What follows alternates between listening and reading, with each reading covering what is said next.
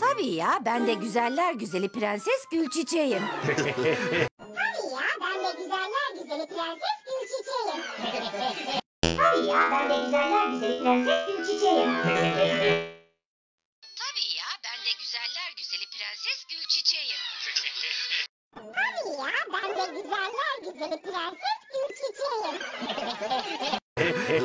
Beyeş dişli sesler bile züngerler züngerler bayi var. Tabii ya, ben de güzeller güzeli Prenses Gülçiçeğim.